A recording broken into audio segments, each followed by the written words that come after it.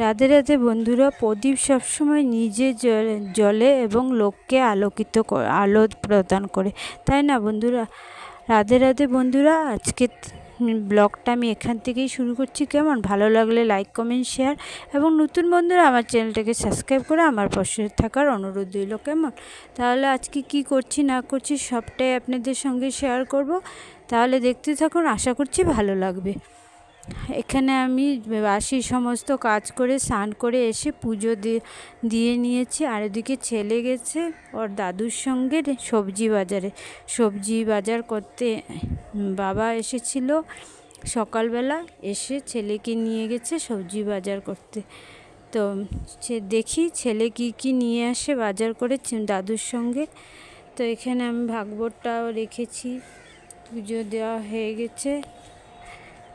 ভাগবত পাঠও করে নিয়েছি, 1 অধ্যায় রোজ পাঠ করে নিয়েছি। তো এখানে দেখেন ছেলে এখন সবজি বাজার করে নিয়ে এসেছে। সবজিগুলো সবগুলো মাটিতে রেখে পাকাতে রেখে চলে গেছে। তো এখানে আমি দেখাচ্ছি আপনাদেরকে কি সবজি এনেছে। বাঁধাকপি, ফুলকপি, গাজর, মূলো, লাল শাক, পালং শাক, অনেক কিছু এনেছে। তো আমি সবজির টুকরিটাকে ভালো করে পরিষ্কার করে নিয়েছি এবং যে জায়গাটা রাখি সবজিটা সেই জায়গাটাকেও পরিষ্কার করে নিয়েছি। এখন সবজিগুলো গুছিয়ে নিয়েছি, টুকরিটা এনে জিনিস জায়গাতে রেখে দেব। আর আগের পুরনো সবজি যেগুলো ছিল সেগুলো আজকে বানিয়ে খেয়ে নেব।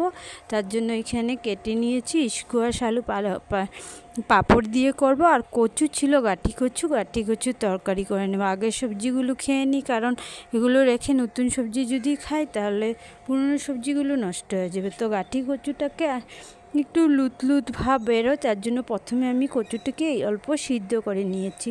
সিদ্ধ করে নিয়ে তারপর আমি এখানে জিরা আর তেজপাতা ফোড়ন দিয়ে সিদ্ধ করে তারপরে ওটার মধ্যে জিরে, ধনে, হলুদ, শুকনো লঙ্কা, যা মশলা লাগে, গরম মশলা, সব মশলা একসাথে দিয়ে তেলের মধ্যে ছেড়ে ভালো করে কষিয়ে নিলাম। তারপর আমি এর মধ্যে একটা গোটা টমেটো দিয়ে মশলাটাকে ভালো করে কষিয়ে নিয়ে তারপর কচুগুলো দিয়ে মশলাটার সাথে আবারও ভালো করে কষিয়ে নিয়ে তারপর পরিমাণ মতন ঝোল দিয়ে দেব। এখন আমি এর মধ্যে নুন দিলাম। নুন দিয়ে ভালো করে নাড়িয়ে চাড়িয়ে মশলাটাকে ভালো করে কষিয়ে নেব যতক্ষণ না মশলার থেকে তেল ছেড়ে যায়। ভালো করে নেড়ে চেড়ে মশলাটাকে কষিয়ে নিচ্ছি, কারণ না নাড়ানো থাকলে নিচে দিয়ে মশলাটা লেগে যেতে পারে। তাই আমি ভালো করে নাড়িয়ে নিচ্ছি। আর কয়েকটা কাঁচা লঙ্কাও আমি এর মধ্যে চিড়ে দিয়ে দিয়েছিলাম। এখন আমার ভালো করে মশলাটা কষানো হয়ে গেছে, দেখতে পাচ্ছেন আপনারা। এর থেকে তেল বেরিয়ে যাচ্ছে, উপরে তেল ভেসে উঠছে। এই মুহূর্তে আমি এখন সিদ্ধ করে রাখা কচুগুলো এর মধ্যে দিয়ে দেব।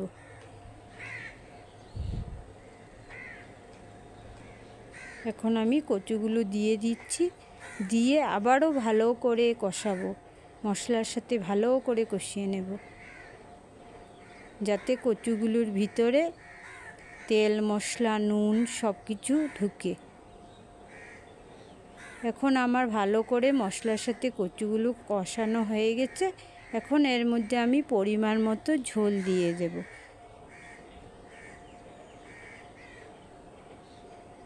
এখন আমি ঝোলটা দিয়ে একটু নাড়িয়ে চাড়িয়ে ঝোলে জাল ওঠা পর্যন্ত অপেক্ষা করব। তারপর আমি তরকারিটাকে নামিয়ে নেব। একটু ধনে পাতা দিব এর মধ্যে।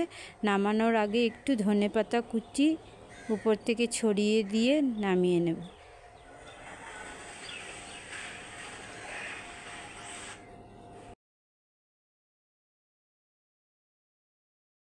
ঝোলে আমার জাল উঠে গেছে, আপনারা দেখতেই পাচ্ছেন। এখন আমি ধনে পাতা দিয়ে দিয়েছি, নামিয়ে নেব। তরকারিটা কিন্তু খেতে খুবই স্বাদ হয়েছিল, আপনারাও একবার খেয়ে দেখবেন। তারপর আমি এই সবজিটা নামিয়ে স্কোয়াশ, আলু, পাঁপড় দিয়ে একটা সবজি বানিয়ে নিয়েছিলাম, কারণ ছেলে কচু খাবে না, তার জন্য ছেলের জন্য ওই সবজিটা বানিয়েছিলাম। তো এখানে আমার ওই সবজিটাও বানানো হয়ে গেছে। এখানে ভাত কালকে রাত্রের ছিল, ছেলে কাকিমুনির ঘর থেকে না পিসির ঘর থেকে খেয়ে এসেছিল, তার জন্য খায়নি রাত্রে, আর ওই ভাতটাই বেঁচে গেছিলো। তো ভাতটা আমি রান্না বান্না কাজকর্ম শেয়ার করলাম। তারপরে ছেলে ছিল না ঘরে, তো আমি আর একা একা কী করবো, রান্না বান্না করে খেয়ে আমি ঘুমিয়েছিলাম। ঘুমের থেকে উঠে পাশের বাড়ি মাসির সঙ্গে অনেক সময় গল্প টল্প করলাম। এই শোয়া বসা আর কি দেখাবো আপনাদের সঙ্গে, কি শেয়ার করবো, তার জন্য আর কোনো ভিডিও করিনি। তো এখন সন্ধ্যা হয়ে গেছে, প্রায় 6টা বেজে পার হয়ে গেছে, 6টা 10-15 হবে। এখন আমি আমাদের ওই বাড়িতে যাচ্ছি। তো চলেন ওই বাড়িতে গিয়ে কিছু শেয়ার করার থাকলে শেয়ার করব। আর আমি এখন বাবাকে বলেছিলাম শ্বশুরমশাইকে একটা তাল আনতে, তাল এনেছে, তালের পাটিসাপটা করব ওই বাড়িতে গিয়ে, তার জন্যই যাচ্ছি বিশেষ করে। আর রেসিপিটা আপনাদের সঙ্গে শেয়ার করব। আর এদিকে আমার সন্ধ্যা পুজো দেওয়া হয়ে গেছে,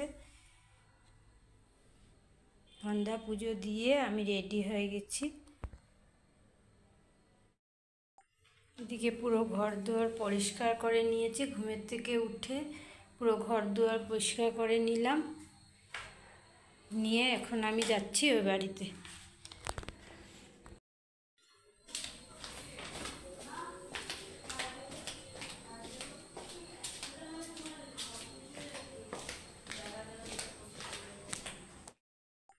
এদিকে পুরো ঘর দুয়ার পরিষ্কার করে নিয়েছি, ঘুমের থেকে উঠে পুরো ঘর দুয়ার পরিষ্কার করে নিলাম, নিয়ে এখন আমি যাচ্ছি ওই বাড়িতে। এই বাড়িটাতে সব দিন সন্ধ্যার সময় নাম সংকীর্তন হয়, তার জন্য আপনাদের সঙ্গে শেয়ার করলাম।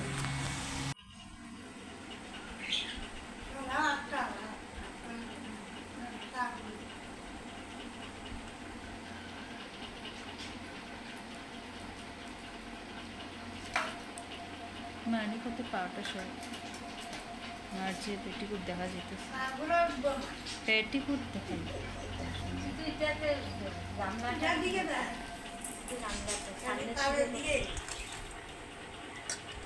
রস আছে, ওদিনকারটার মধ্যে রসই আছে। বাড়িতে গিয়ে আমি তালটাকে ছাড়িয়ে নিয়ে রস বের করে নিলাম, কিন্তু আর পিঠার রেসিপি আর আমি বানাতে পারলাম না, কারণ দুটো নারকেল আনা হয়েছিল, দুটো নারকেলই খারাপ পড়েছে, তার জন্য আর সেদিন পাটিসাপটা করা হয়নি। অল্প করে শখ করে যখন গিয়েছি বানিয়ে সবাইকে খাওয়াবো, আর বিশেষ করে বাবা এনেছিল, বাবাকে তো কিছু বানিয়ে খাওয়াতেই লাগবে, বাবা আবার পরের দিন চলে গেছিলো তেজুতে, তাই অল্প করে বড়াই বানিয়েছি, বড়া বানিয়ে সবাই মিলে 2-4টো করে খেয়ে তারপরে ভাত টাত খেয়ে ওখান থেকে আমরা চলে আসলাম। তো যদি আর কি ইয়েটা থাকতো, নারিকেলটা ভালো হতো, তাহলে পাটিসাপটা করেই সবাইকে খাওয়াতাম। তো যতটুকু আমার তালের বড়া বানাবার জন্য যতটুকু ব্যাটার লেগেছিল ওটা অল্প স্বল্প দিয়ে করেছি, আর বাকিটা আমি ফ্রিজে রেখে এসেছিলাম, পরে আমি ওটা দিয়ে অন্য পিঠা বানিয়েছি।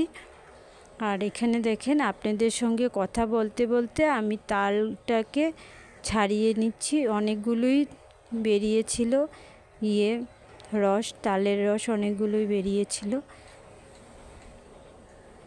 এখানে আমি মা রাধিকা গল্প করছিলাম বসে বসে, আর কাজ করছি। খুব ভালো লাগে এরকম গল্প করে করে কাজ করতে। আমি তেজুকে অনেক মিস করি, কারণ এখানে আমার একদমই ভালো লাগে না। এখানে তো কেউর ঘরে বাড়িতে কেউ যায় না, যার যার ঘরে ভিতরে শেষে থাকো। আমাদের তেজুতে কী আছে, কি আমরা কী করি, কাজও করি, আর এদিকে সবার সাথে কথা বলি। এক লাগালাগি ঘর তো, সবাই সবাইকে ডাকে, কলপারে সবাই সবার কলপারে গিয়ে একজন আরেকজনকে ডাকবে, কথা বলবে, হাসি ফুর্তি ধামালি করবে। কীরকমভাবে কাজ করতে করতে দিনগুলো কেটে যায় মানে বোঝাই যায় না। আর এখানে তো কেউর ঘরে কেউ যায় না, কথা বলে না, একদমই ভালো লাগে না। আর কেউ যদি আমার ঘরে না আসে, তখন আমারও তো কারো ঘরে যেতে ভালো লাগবে না। কতদিন যাব, একদিন যাব, দুদিন যাব, তারপর তো মনে মনে কীরকম লাগে যে আমার ঘরে আসে না, আমি খালি বারবার যেতে থাকি, ভালো লাগে না একটা। আমার ঘরে আসলে তখন আমারও ওদের ঘরে যেতে ভালো লাগতো, তাই না?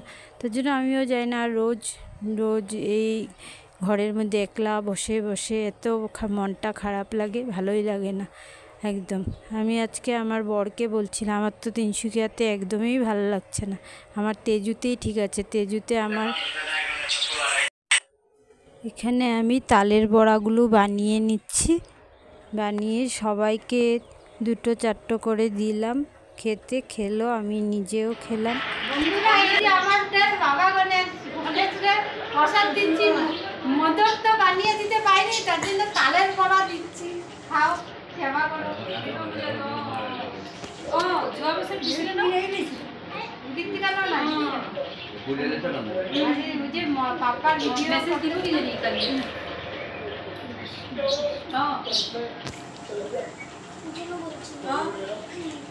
তালের বড়া বানানো হয়ে যাওয়ার পর সবাইকে খেতে দিয়ে আমিও 2-3টা খেয়ে নিলাম, খেয়ে তারপর ওখান থেকে ভাত খেয়ে তারপরে বাড়িতে ফিরে এলাম। এখন আমি আর আমার ছেলে ভাত খেয়ে নিচ্ছি, ভাত খেয়ে তারপর প্রায় 10টা বেজে গেছিলো ওখান থেকে আসতে, আর আসার সময় একদম ঝুমঝুম করে বৃষ্টি পড়া শুরু হচ্ছিল।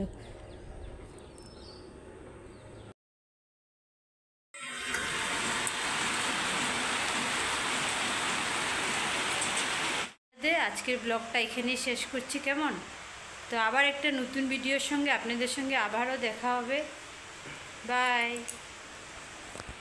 আমরা যখন ওই বাড়ির থেকে আসছিলাম তখন আমার গায়ে 1 ফোঁটা জল পড়েছিল, তো আমি ছেলেকে বলছিলাম, শুনু কোথা থেকে জানি আমার গায়ে জল পড়েছে, তো ছেলে আবার আমাকে বলছিল গাছে বোধহয় পাখি বসে আছে, তোমার গায়ে পাখি পট্টি করেছে।